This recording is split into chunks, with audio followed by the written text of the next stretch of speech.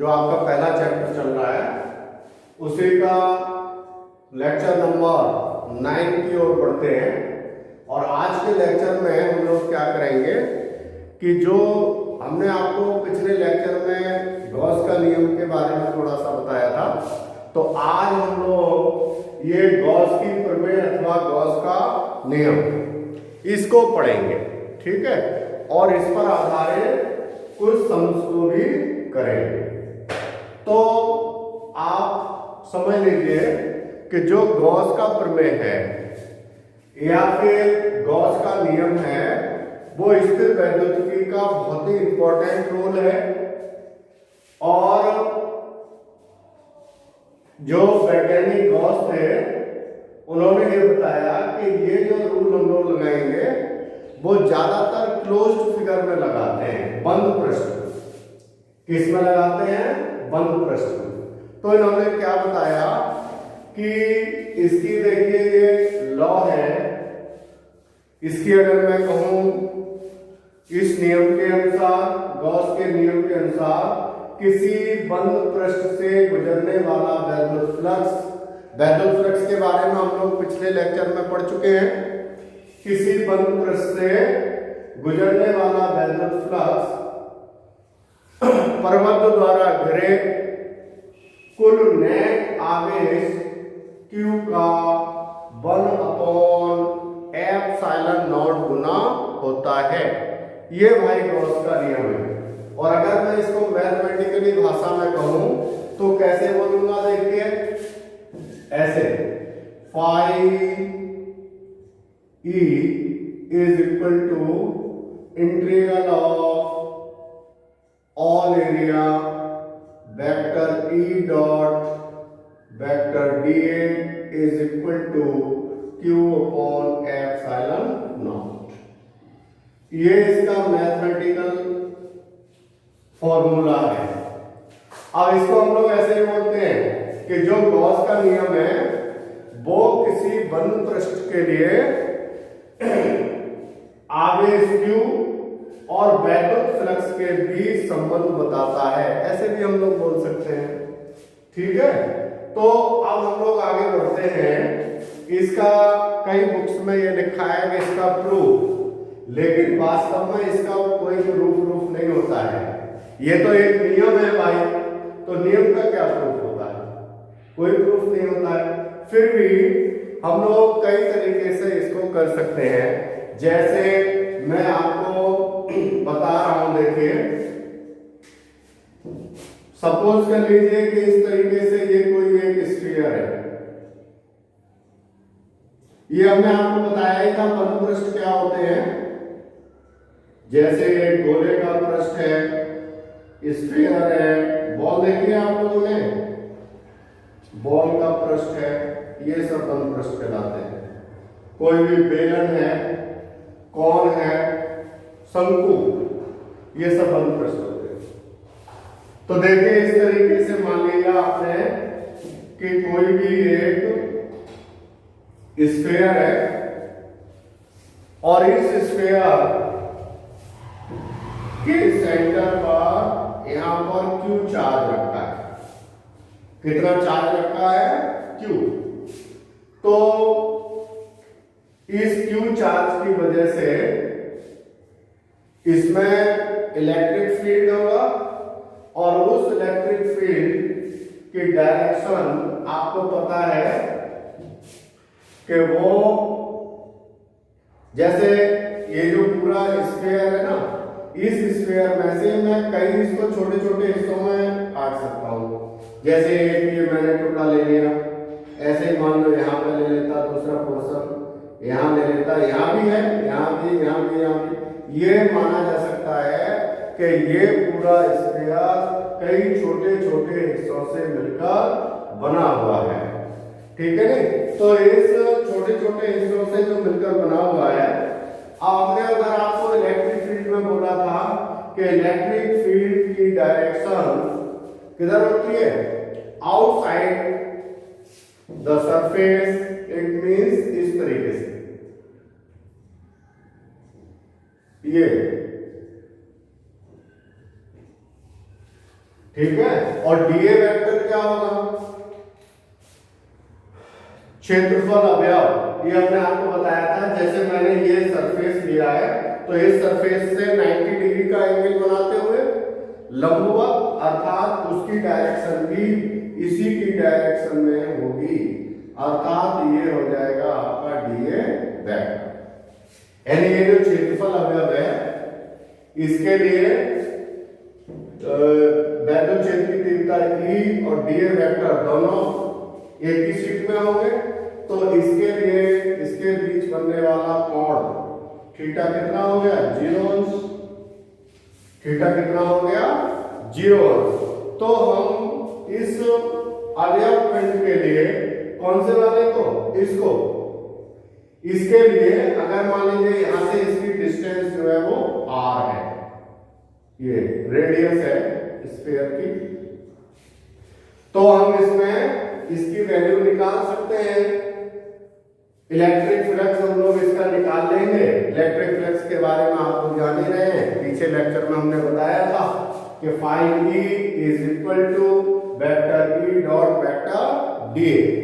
अब हम लोग vector E dot vector d A इसके लिए इतने से अवयव खंड के लिए निकालेंगे, उसके बाद इसको निकालेंगे, इसको निकालेंगे, इसको, यानी इन सबको क्या कर देंगे? ऐड कर देंगे, तो हम लोगों को पता चल जाएगा कि इसकी वैल्यू क्या है। अब देखिए मैं इतने से खंड को निकालना चाहता हूं, तो इतने से खंड के लिए निकालूं मैं इसको, मैं फाई 1 फाई 2 फाई 3 ऐसे लिख सकता हूं, तो इसको फाई कह दे रहा हूं, ठीक है। तो जब मैं इसकी फाई की वैल्यू निकालूंगा तो फाई की वैल्यू निकालने के लिए आपको पता है कि छोटे छोटे खंड है, तो इस छोटे खंड की वैल्यू मान लो डी फाई है, तो डी फाई बराबर कितना हो जाएगा? वेक्टर ए डॉट वेक्टर डीए। और इसकी वैल्यू आपको पता है कितनी होती है? ई डीए कॉस थीटा। ये आपने पढ़ा है पीछे, vector A dot vector B बराबर इन बी साइन ए बी कॉस थीटा। तो उसी की मदद से आपने यहां निकाल लिया, तो ई डीए कॉस थीटा वैल्यू रख दीजिए। अब वैल्यू आपको पता है, ई का मान हम लोग निकाल सकते हैं, और ई बराबर कितना होता है आपने पीछे पढ़ा है 1/4 पाई एप्सिलॉन नॉट और q अपॉन आर स्क्वायर। अब देखो ये थीटा की वैल्यू अगर मैं रख दूं तो cos थीटा यानी cos 0, और cos 0 की वैल्यू क्या हो गई? 1, तो क्या आ गया? ई डी ए, यानी डी फाई की वैल्यू ई डी ए आ गई। कौन सी वाली डी फाई की वैल्यू? इतने से हिस्से के लिए। ये जो आपने इतना सा खंड ले लिया था, हम इस खंड को इलेक्ट्रिक फ्लक्स की हमने गणना कर ली कि डी फाई बराबर ई डी ए आ गया। अब ये इलेक्ट्रिक फ्लक्स केवल इसकी वजह से है, इतने से हिस्से पर। अब इतना सा हिस्सा थोड़ा ही है, ये स्फीयर में तो बहुत सारे हिस्से हैं, ये भी हिस्सा है, ये भी, ये भी। अब इसी तरीके से मान लो मैं इस हिस्से को निकालता, सेम कंडीशन यहां हो जाती। इसी तरीके से मान लीजिए मैं यहां पे निकाल लेता,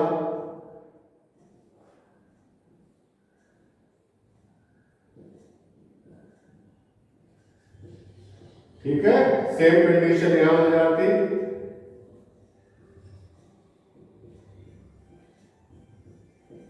इसी तरीके से यहां निकालता, इसी तरीके से यहां कहीं भी निकाल लेता।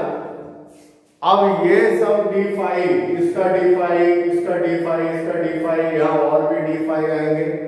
इन सब डी फाई को अगर मैं जोड़ दूंगा तो क्या हो जाएगा? इस पूरे का फ्लक्स हम लोगों को पता चल जाएगा, यानी कि पूरे स्फीयर का ये जो हमने बंद पृष्ठ लिया था, इस पूरे बंद पृष्ठ का फ्लक्स पता चल जाएगा। तो हम लोग इसी कॉन्सेप्ट को लेकर आगे बढ़ते हैं। तो इन सभी इसी प्रकार अन्य अवयव खंडों के लिए।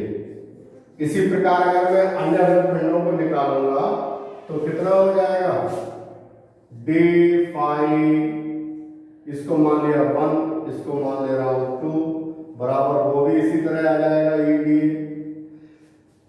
इसी तरीके से d5 3 आ जाएगा, d5 4 आ जाएगा, d5 5 आ जाएगा, क्योंकि इन सबके एरिया वेक्टर और वेक्टर क्षेत्र की दिशा एक ही है। इन सबके बीच बनने वाला कोण 0 है। जब कोण 0 है तो इसकी वैल्यू 1 हो जाएगी, ईडीए आ जाएंगे।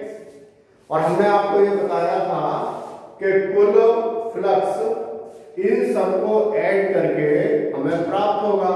तो अगर हमें हम लोगों को कुल फ्लक्स निकालना है इसका, पूरे जो ये क्लोज्ड फिगर है, बंद पृष्ठ है, यानी कि स्फीयर है, क्लोज्ड फिगर का कुल फ्लक्स हम लोग ज्ञात करना चाहते हैं, तो वो कुल फ्लक्स कितना हो जाएगा कि इन सब हिस्सों को पूरे को जोड़ देंगे, है ना।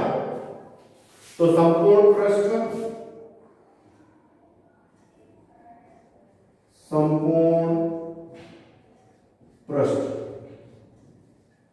के लिए फ्लक्स। अब संपूर्ण पृष्ठ क्या है, इसमें क्लोज्ड स्फीयर है,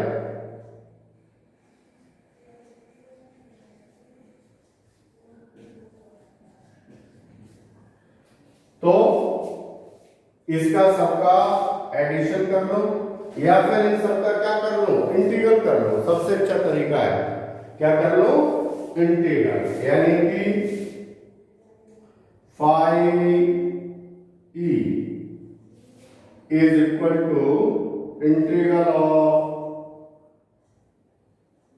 यहां ऑल एरिया लिख दिया, यानी क्लोज्ड एरिया, बंद पृष्ठ है, किसका, ए डी। ठीक, ईडीए, ई की वैल्यू आप लोग जानते हैं, पीछे आपने फॉर्मूला निकाला था, कितना, 1/4 पाई एप्सिलॉन नॉट, और कितना, Q/r²। ये ई है, या फिर मैं एक लाइन और लिख दूंगा, चूंकि ई जो है इसका ये हर जगह ई का मान सेम है, तो इसको तो हम लोग चेंज ही नहीं करेंगे, यानी इसको बाहर ले सकते हैं, integral of all area D. अब ये स्फीयर है भाई, इस पूरे का, अब स्फीयर का मतलब क्या, इसका ये साइड, ये इसका हम लोगों को क्षेत्रफल निकालना है, ना कि पूरे अंदर तक का, ये बाहर वाला पोर्शन जो है।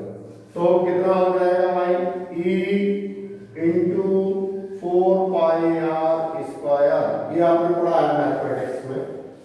अब इसकी वैल्यू रख दो, e का मान हम लोग जानते हैं, e कितना होता है, इलेक्ट्रिक फ्लक्स की वैल्यू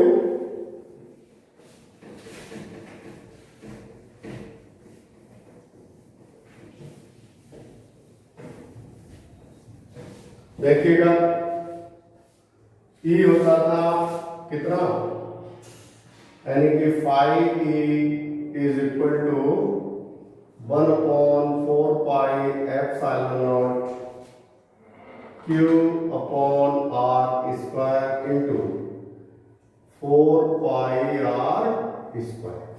ये वैल्यू कहां से आ गई, ये ई का मान होता है, आपने पीछे लेक्चर में पढ़ा है, वैद्युत क्षेत्र की तीव्रता बिंदु आवेश के कारण किसी बिंदु पर वैद्युत क्षेत्र की तीव्रता 1/4 pi epsilon Q/r² into 4πr²। अब देखिए इसमें क्या क्या चीज बैलेंस हो रही है, r² से r² और 4 पाई से 4 पाई, तो क्या मिला, 5e बराबर Q/ε0, और यही आपका गॉस का लॉ है, इसी को आप गॉस का नियम कहते हैं। ये क्या कहलाता है आपका, गॉस का नियम अथवा गॉस की प्रमेय। अब इससे क्या निष्कर्ष निकलता है, इससे निष्कर्ष ये निकलता है कि किसी भी क्लोज्ड फिगर से अगर मैं फ्लक्स की वैल्यू निकालूं तो उस फ्लक्स की वैल्यू जो है वो Q का 1/ε0 गुना होती है। अब मैं आपको थोड़ी सी फील कराने की कोशिश करता हूं। देखिए,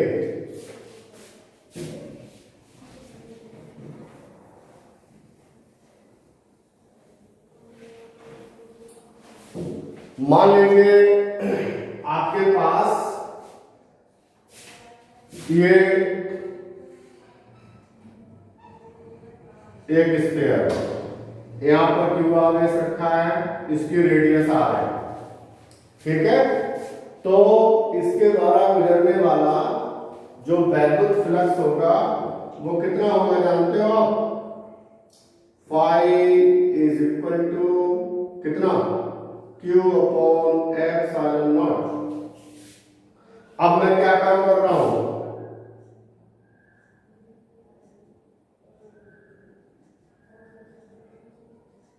ये है कोई एक दूसरा और स्फीयर, इसकी रेडियस है 2r, इसकी रेडियस कितनी है? 2r। अब वैद्युत फ्लक्स कितना गुजरेगा? Phi E is equal to Q/ε0। क्यों? अभी समझाऊंगा क्यों। अब मान लेंगे ये स्थिति है,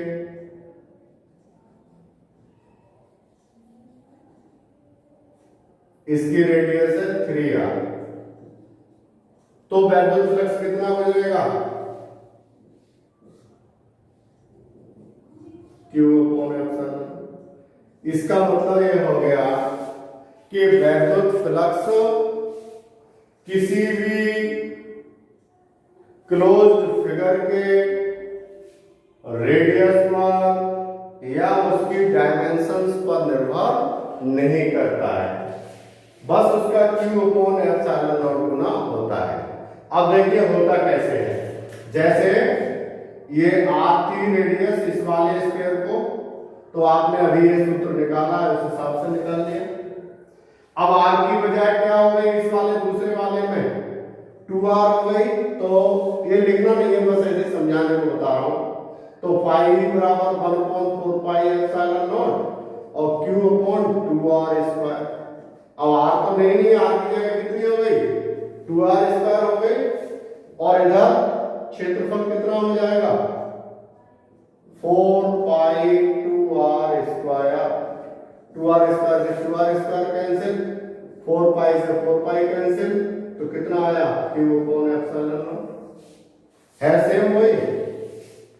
अगर मान लीजिए हमारी रेडियस हो जाए 3r, तो क्या कंडीशन हो जाएगी?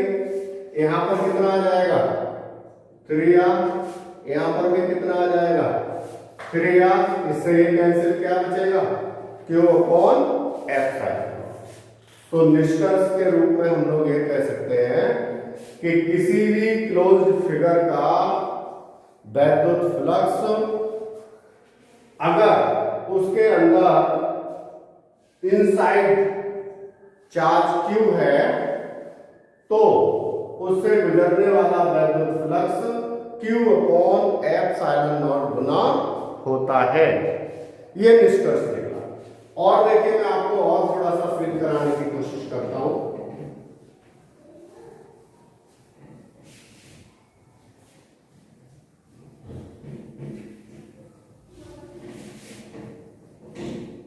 सपोज करिए कि इस तरीके की कंडीशन है कि यहां पर जो है वो ये क्यूब है,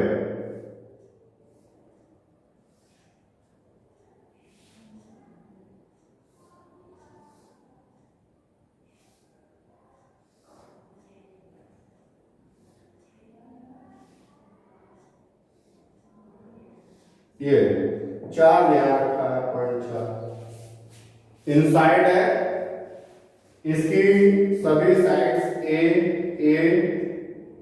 और ए है, ठीक है।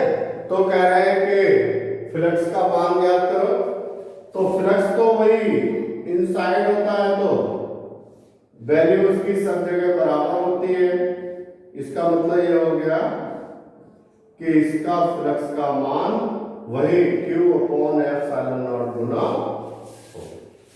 ठीक है। इसी तरीके से मान लो ये है बेलन,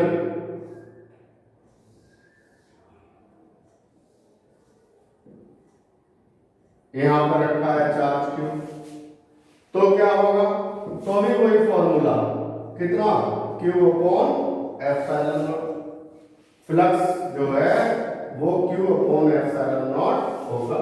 अगर मान लीजिए इस तरीके से कंडीशन हो, कौन है ये, कौन जानते हो आप लोग, शंकु,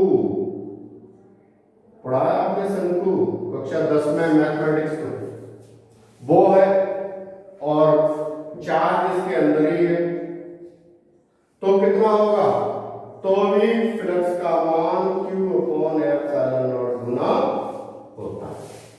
अब जो हमारा निष्कर्ष निकल रहा है इन सब बातों से, वो क्या निकल रहा है आप जानते हो, इससे निष्कर्ष ये निकल रहा है कि वैद्युत फ्लक्स, गॉस ने क्या बताया, गॉस ने ये बताया कि किसी भी क्लोज्ड फिगर के लिए अगर उसके अंदर बिंदु आवेश स्थित है या कोई भी चार्ज स्थित है, तो उससे निकलने वाला जो वैद्युत फ्लक्स है उसकी वैल्यू Q/F∁0 गुना होती है, या Q/F∁0 होती है, या Q का 1/F∁0 गुना होती है, ठीक है। ये इसकी शेप एंड साइज पर डिपेंड नहीं करता, यानी कि जो वैद्युत फ्लक्स है वो किसी भी क्लोज फिगर की शेप एंड साइज पर, यानी आकार और आकृति पर निर्भर नहीं करता, उसके केवल और केवल आवेश Q का 1/F∁0 गुना होता है। ये इनका गॉस का नियम है भाई। अब देखिए इनके जो गॉसियन पृष्ठ है उसकी विशेषताएं, कभी कभी एग्जाम में आता है कि गॉसियन पृष्ठ की विशेषताएं बताइए या गॉस के नियम की विशेषताएं बताइए। तो गॉसियन पृष्ठ की एक नई बात आई, तो गॉसियन पृष्ठ कोई अलग से पृष्ठ नहीं होता। गॉसियन पृष्ठ का मतलब होता है हमारा जो क्लोज्ड फिगर होती है, जैसे यहाँ अभी हमने जब गॉस का रूल निकाला था उसमें एक ऐसा स्फीयर बना दिया था, जैसे आपने देखी फुटबॉल की बॉल होती है उसको पैर से खेलते हैं बच्चे, तो उस टाइप की बॉल है ये, वो गॉसियन पृष्ठ हम लोग उसको बोल सकते हैं। अगर हमने ये बेलन ले लिया तो ये भी गॉसियन पृष्ठ है, क्यूब ले लिया घन, वो भी गॉसियन पृष्ठ है, कॉन ले लिया ये भी गॉसियन पृष्ठ है। तो कोई ऐसा नहीं है कि साहब गॉसियन पृष्ठ अलग से कहीं से बन के आता है, ऐसी कोई बात नहीं है। जो क्लोज्ड फिगर हम लोग लेते हैं वही क्लोज्ड फिगर गॉसियन पृष्ठ कहलाता है। अब इसकी विशेषताएं आती है भाई, देखो 3-4 बातें इसमें आपको ध्यान रखनी है कि सबसे पहली बात तो ये नंबर 1 कि गॉसियन पृष्ठ जो है वो क्लोज्ड पृष्ठ होता है, यानी बंद पृष्ठ होता है। कैसा पृष्ठ होता है? बंद पृष्ठ। इसको बंद पृष्ठ होना आवश्यक है। दूसरी बात ये कि जो इसमें इलेक्ट्रिक फील्ड होती है वो इलेक्ट्रिक फील्ड सिमेट्रिक हो तो ज्यादा बेटर है। सिमेट्रिक का मतलब होता है सममित रूप से डिस्ट्रीब्यूट हो, एक जैसी हो जहां तक है। अगर एक जैसी नहीं है तो भी निकल सकता है इलेक्ट्रिक फ्लक्स की वैल्यू, लेकिन कोशिश हम लोग ये करते हैं कि जो भी फिगर लेते हैं उसमें इलेक्ट्रिक फील्ड की वैल्यू समान होनी चाहिए, सममित रूप से डिस्ट्रीब्यूट होनी चाहिए। अगला यह है कि इसमें जो सतह की आकृति है वो सममित हो तो ज्यादा बेटर रहती है, और जो हम चार्ज लेते हैं वो इसके इनसाइड होना जरूरी है, अंदर। अगर बाहर कहीं चार्ज होगा तो उसकी वजह से कोई भी फ्लक्स नहीं होता है। देखिए जैसे मान लीजिए ये है,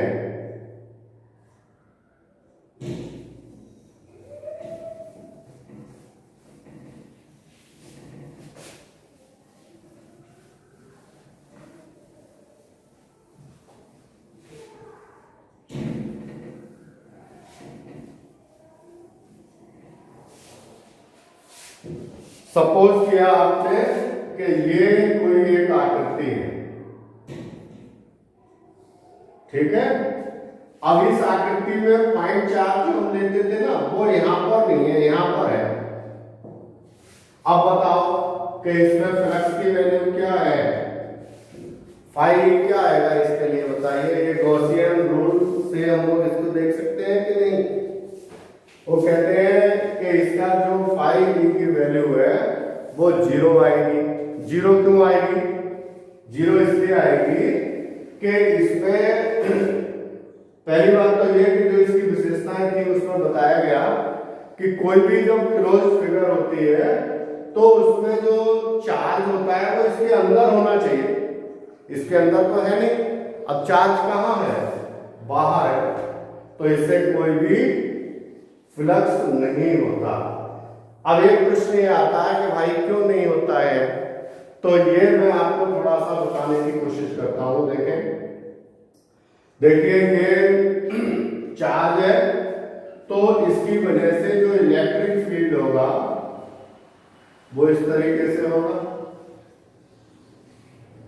ई मान लीजिए यहां पर आपने कोई एक पॉइंट वो ले लिया, छोटा सा अवयवखंड, यहां भी ले लिया आपने अवयवखंड, ठीक है। तो इस अवयवखंड की जो डायरेक्शन है किसकी? फील्ड की। कौन सा फील्ड? जो इसका अवयवखंड का क्षेत्रफल है, क्षेत्रफल अवयव है, उसकी डायरेक्शन भी ये होगी जैसे हमने आपको पीछे वाले में बताया था, और ई की डायरेक्शन भी ये होगी, ठीक है। अब इसमें देखिए, इसमें क्या है, वैद्युत क्षेत्र तो ये है, लेकिन जो एरिया वेक्टर है उसकी डायरेक्शन ये है dA, और यहां पर क्षेत्रफल की तो वो वैद्युत क्षेत्र की तीव्रता की है। अब जो हम cos थीटा की वैल्यू लेते हैं ना कि E dA cos थीटा, ये तो होता था phi is equal to E dA cos theta. तो E dA और cos थीटा यानी यहां तो हो गया 1, यानी कि E dA आया वैल्यू, ठीक है। अब यहां पर देखें, यहां पर थीटा कितना हुआ? वैद्युत क्षेत्र की तीव्रता और डीए के बीच एंगल 180 अंश का, देख रहे हैं आप। इसकी डायरेक्शन ये और इसकी डायरेक्शन ये, तो ये एक दूसरे के विपरीत, यानी ये जो एंगल है वो 180, और यहां पर आ जाएगा फिर cos 180 इस वाले के लिए। तो cos 180 यानी -1, तो ये माइनस, ये माइनस, पहले वाला आया प्लस, दूसरा आया माइनस, दोनों को जोड़ेंगे तो कितना आया कुल फ्लक्स? 0। इसका मतलब ये हो गया कि अगर चार्ज बाहर है तो उस कंडीशन में किसी भी निकाय का, किसी भी क्लोज्ड फिगर का, किसी भी क्लोज्ड सरफेस का कुल फ्लक्स 0 होता है। कितना होता है? 0 होता है। अब देखिए मैं आपको कुछ सवाल करवाता हूं, आप समझ गए ना कैसे हम लोग फ्लक्स निकालते हैं?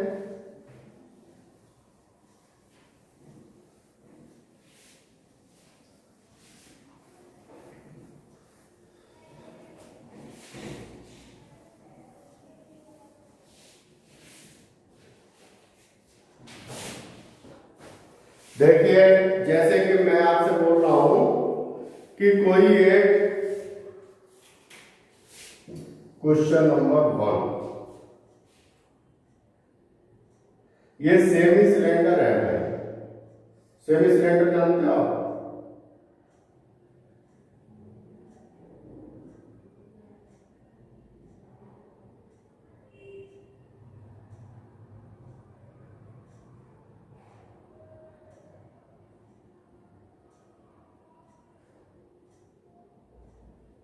आधा बेलर है, आधा।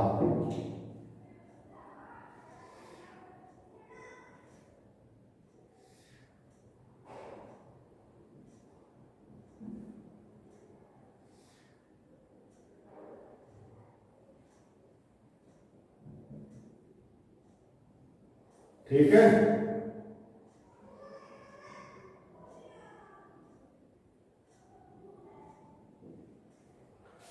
इस तरीके का ये कोई एक सेमी सिलेंडर है और इस सेमी सिलेंडर पर कहीं पर भी इसकी जो लंबाई है वो मान लिया आपने L/2 है और यहां पर रखा है पॉइंट चार्ज Q।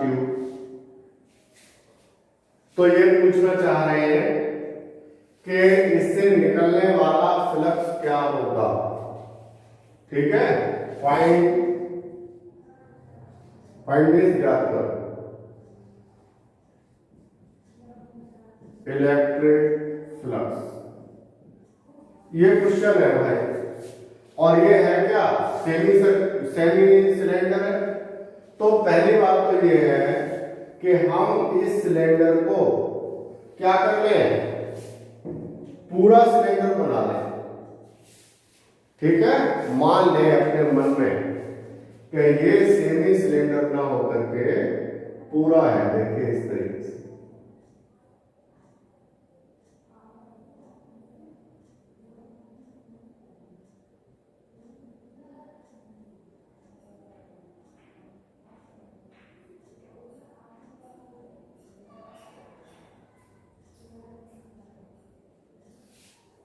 फिर अब ये L/2 थी, ये भी L/2, तो पूरी कितनी हो गई,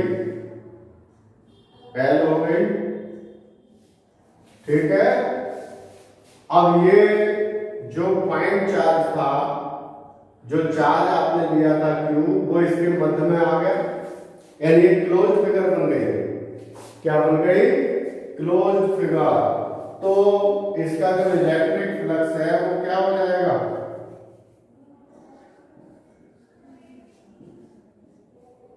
वैद्युत फ्लक्स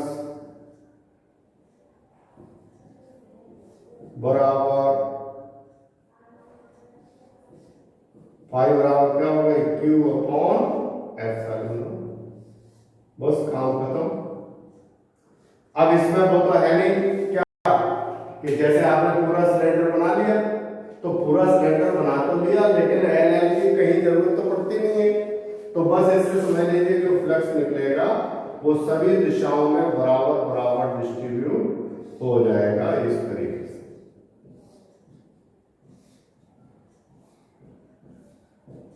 ठीक है, तो इस तरीके से हम लोग इसको निकाल सकते हैं। अगर मान लीजिए हम पूरे सिलेंडर के लिए निकालें तब तो ये हो गया Q/ε0। और अगर वो ये कहेगा कि आपसे केवल इसी का निकालते, किसका, इस वाले का, तो कितना हो जाता जानते हो, आधा कर देते, क्योंकि ये तो सेमी सिलेंडर है। तो यहां लिख लें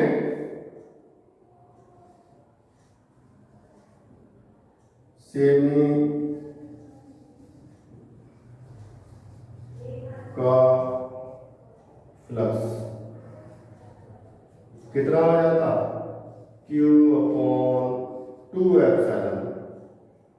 ठीक है, तो इस पूरे का तो हो जाएगा Q/ε0 और सेमी सिलेंडर का हो जाएगा कितना, Q/2ε0।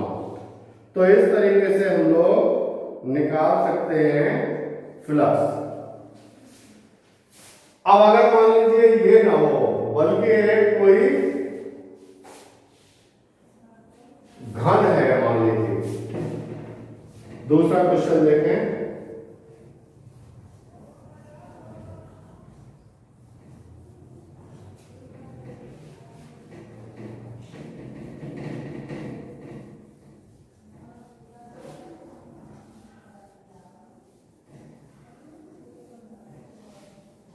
क्वेश्चन नंबर 2,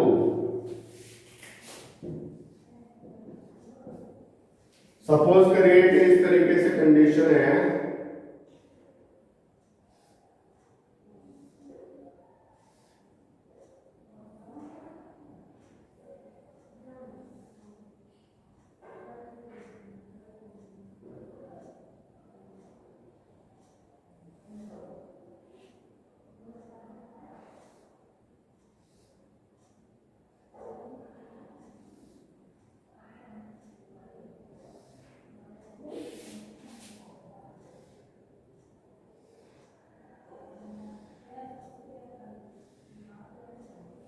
ये इसके सभी साइडें जो है वो ए ए ए ए, यानी 1 सेंटीमीटर भुजा का एक आपने बनाया है घन, और उसके अंदर कहीं पर यहां Q चार्ज रखा है। ठीक है, तो ये भी क्लोज फिगर है, मतलब बंद पृष्ठ है। तो इसके पृष्ठ से निकलने वाला जो फ्लक्स है वो क्या होगा, 1/4 पाई एप्सिलॉन नॉट। नहीं, फ्लक्स निकालना हम लोग को, फ्लक्स की तो वैल्यू वही हो जाएगी क्या कि Q/एप्सिलॉन नॉट कितनी हो जाएगी, Q/एप्सिलॉन नॉट। और अगर मैं ऐसा कर लूं भाई कि मैं इसमें फलक कितने होते हैं, 6, कितने होते हैं, 6। पता है आपको 6 कैसे होते हैं? जैसे कोई एक चौकोर आपके घरों में डिब्बा होगा, तो उसको आप देखें तो 1 2 3 4 और एक नीचे का 5 और एक ऊपर का 6। तो एक कंडीशन इसमें ये भी है कि इस पूरे के द्वारा तो फ्लक्स की वैल्यू हो गई Q/एप्सिलॉन नॉट। और अगर आपसे प्रश्न में ये पूछे कि इसके किसी एक फलक या एक पृष्ठ द्वारा एक पृष्ठ से निकलने वाला फ्लक्स क्या है, यहां लिख दो, घन के एक पृष्ठ से निकलने वाला फ्लक्स, घन के एक पृष्ठ से निकलने वाला फ्लक्स कितना हो जाएगा, 1/6 और Q/एप्सिलॉन। 1/6 कहां से आया, क्योंकि घन में 6 पृष्ठ होते हैं। कितने पृष्ठ होते हैं, 6। तो इन 6 पृष्ठों मतलब से निकलेगा, तो उसको भाग कर दिया 6 से, तो एक पृष्ठ से निकलने वाला फ्लक्स आपको प्राप्त हो जाएगा। या फिर हम लोग ये कह सकते हैं कि एक फ्लक्स से निकलने वाला पृष्ठ प्राप्त हो जाएगा। अब देखिए एक और फॉर्मूला है इसमें कि अगर कहीं ऐसी कंडीशन आ जाए कि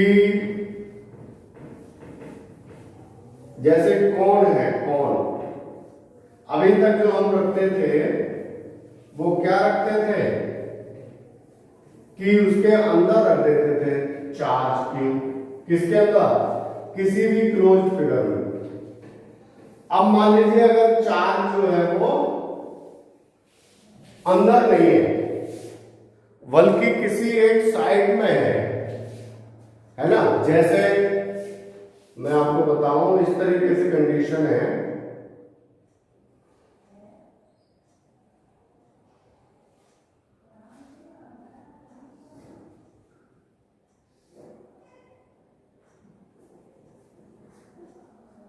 ये कोई एक कोण है, ये चार्ज यहां पर रखा है।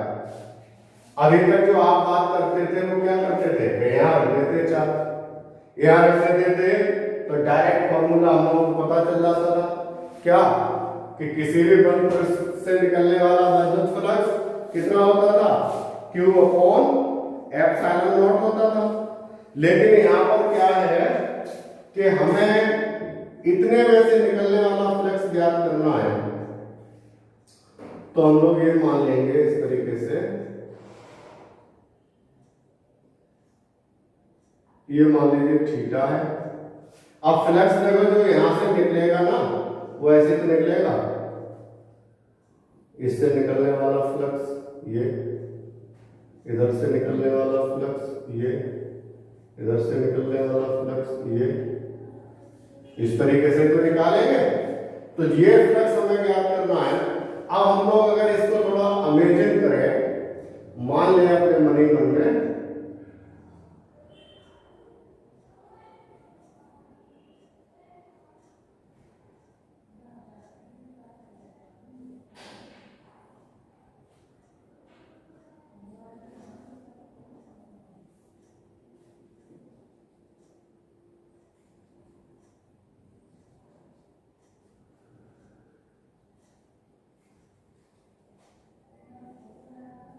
देखिए थोड़ा सही होगा।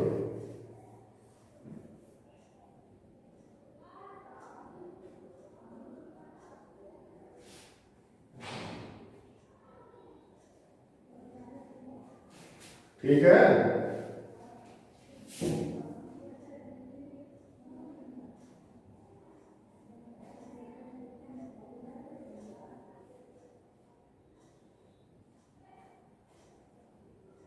इस तरीके से कंडीशन है। अब ये क्या बन गया जानते हो आप? ये एक स्फीयर बन गया, बॉल बन गई, बॉल। क्या बन गई? बॉल। और उसमें से आपने ये इतना सा कॉर्न काट लिया, जैसे आप वो खाते हो सॉफ्टी, तो उस टाइप की आपने सॉफ्टी जो है वो काट ली है इसमें से। तो इसके लिए एक और फॉर्मूला है जो आगे इसमें अगर सिलेबस में रहेगा तो हम आपको बताएंगे। इसके लिए एक फॉर्मूला होता है phi is equal to Q upon 2 epsilon naught 1 minus cos theta. तो इसका जो अगर हम लोगों को फ्लक्स निकालना है तो उसकी वैल्यू जो है हम लोग इस फॉर्मूले की मदद से निकाल सकते हैं। और ये है क्या चीज जिसका आप निकाल रहे हो? कौन है ये? कौन जानते हो? शंकु। क्या चीज है ये? शंकु।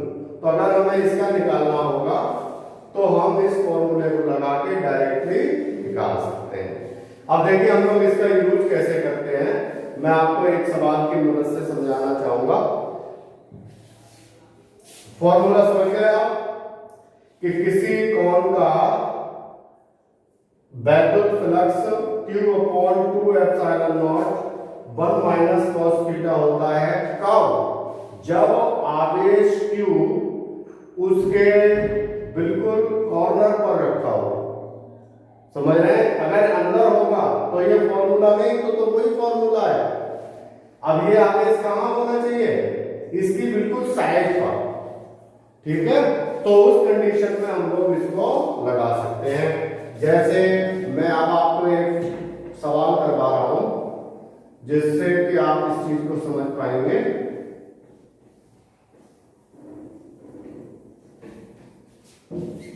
क्वेश्चन कह रहा है कि ये एक सिलेंडर है,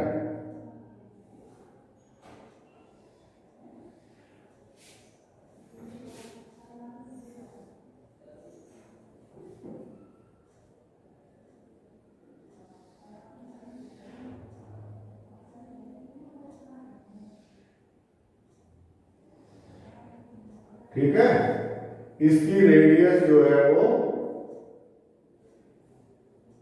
r है, त्रिज्या यहां से लेकर यहां तक की, और इसकी लेंथ जो है वो 2r है। किसकी? सिलेंडर की।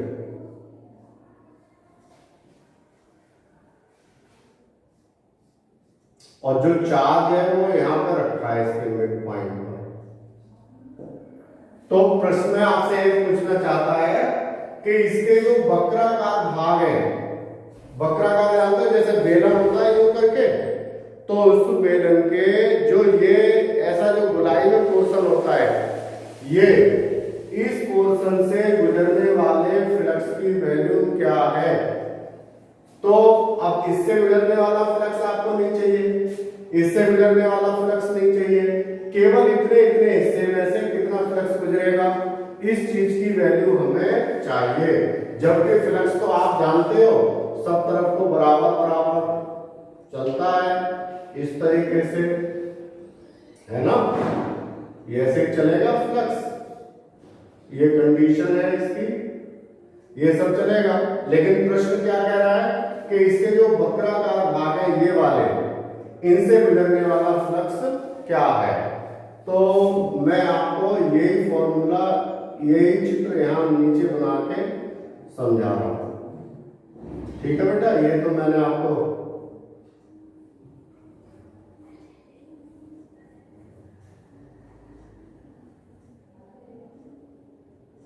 ये क्यू पॉइंट है,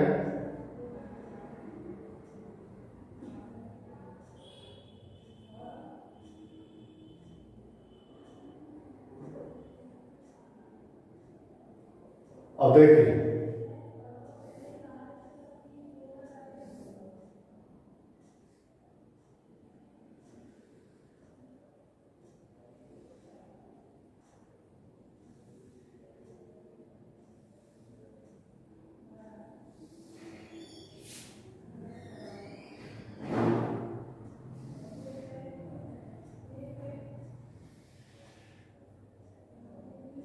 ये यहां पर पॉइंट चार्ज है क्यू। अब देखो ये क्या बन गया आप जानते हो,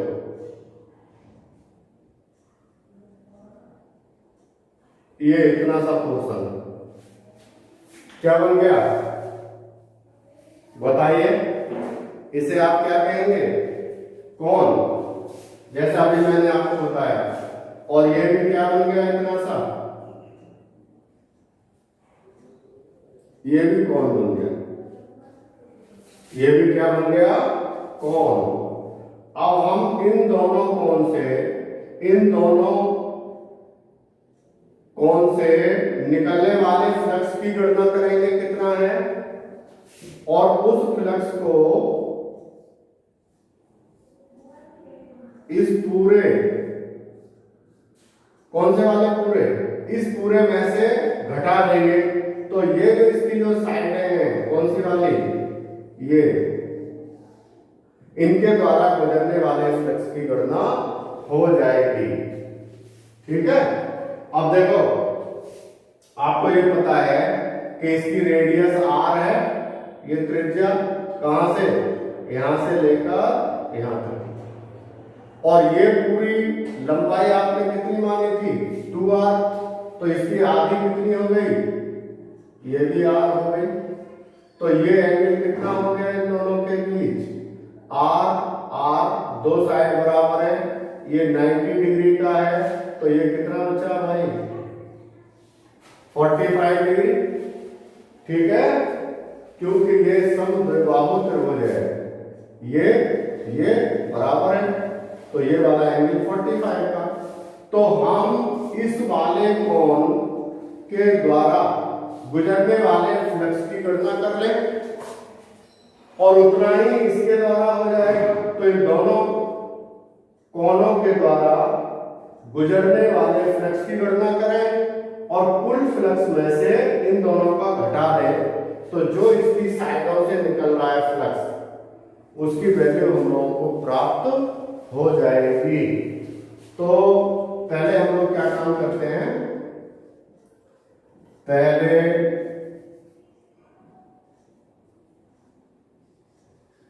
कोण, इसको लिख दूं कोण नंबर 1, इसको लिख दूं कोण नंबर 2। पहले कोण द्वारा गुजरने वाला वैद्युत फ्लक्स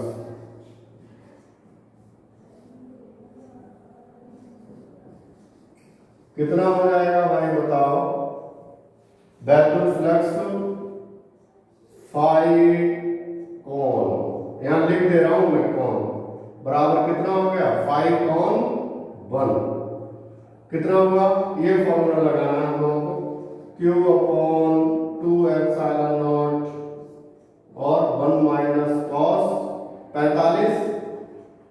ठीक है, अब इसकी वैल्यू लिख दें, तो कितना मिल रहा है,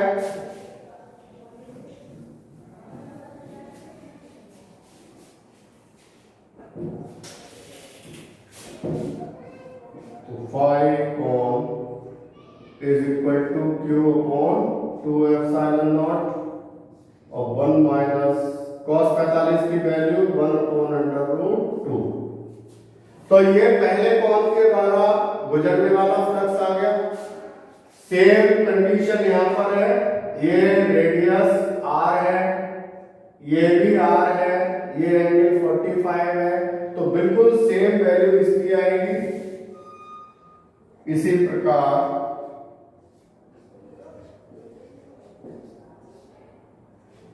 कॉन 2 का flux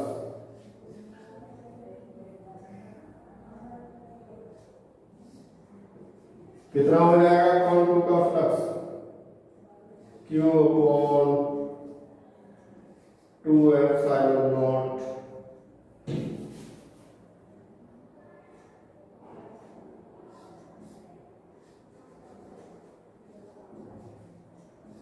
Q upon 2 epsilon naught 1 minus 1 upon under root 2। अब इन दोनों कोणों का, कौन कौन से? कॉन 1 और कॉन 2, इन दोनों कोणों का जो है हम लोग कुल फ्लक्स जोड़ देंगे। ये कॉन मैं लिख देता हूं इसलिए जिससे आपकी समझ में आ जाए। अगर आप फाई लिखेंगे तो भी एक ही बात है। तो बेटा अब हम लोग इन दोनों का निकालेंगे, तो दोनों कोणों का कितना हो जाएगा?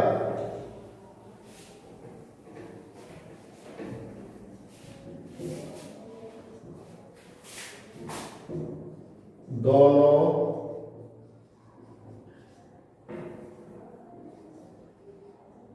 कोण का कुल फ्लक्स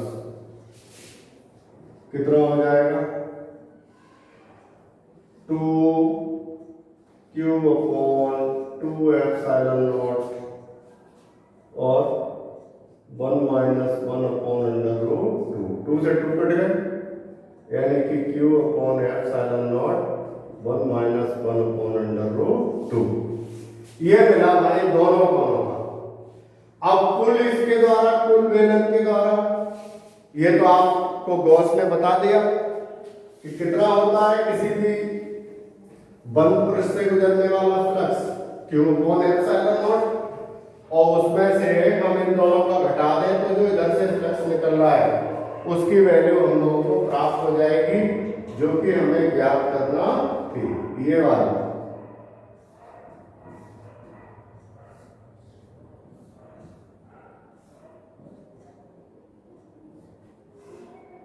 ठीक है नहीं? तो यहां लिख दूं गॉस के नियम से बेलन से गुजरने वाला कुल फ्लक्स, कुल फ्लक्स कितना हो जाएगा? Q upon epsilon not. ठीक है? अब इसका जो वक्राकार भाग था उससे गुजरने वाला फ्लक्स कैसे निकाल पाएंगे कि जो कुल फ्लक्स है उसमें से दोनों कोण द्वारा निकलने वाला फ्लक्स घटा दें, तो ये जो साइड है जो हमें ज्ञात करना था वो पता चल जाएगा। तो हम लोग देखिए इसको निकालते हैं।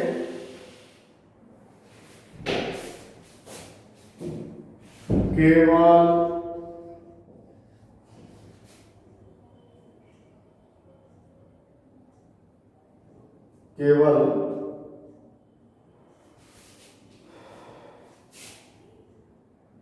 वक्राकार भाग से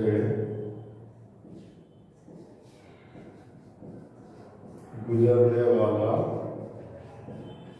फ्लक्स कितना हो जाएगा?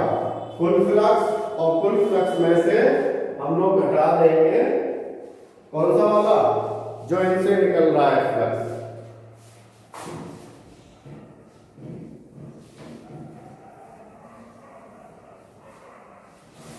तो देखिएगा हम लोगों का कुल फ्लक्स कितना था? Q अपॉन एप्सिलॉन नॉट, और उसमें से हम लोग घटा दें इसको, तो कितना हो जाएगा फिर? बराबर आया Q upon epsilon not minus ये वाला कितना? Q अपॉन एप्सिलॉन नॉट और 1 माइनस 1 अपॉन अंडर रूट 2 बराबर Q अपॉन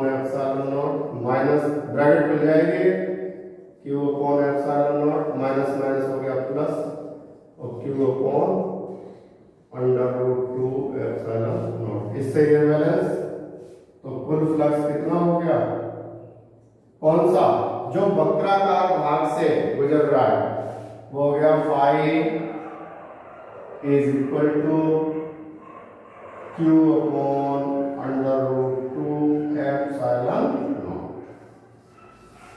तो इस तरीके से हम लोग इसके क्वेश्चंस करते हैं। तो बच्चों आज का लेक्चर इतना ही रहने देंगे। अब इसमें एक पॉइंट आपका और बचा है कि गॉस के नियम के अनुप्रयोग, वो हम आपको अगले लेक्चर में डिस्कशन करेंगे। धन्यवाद।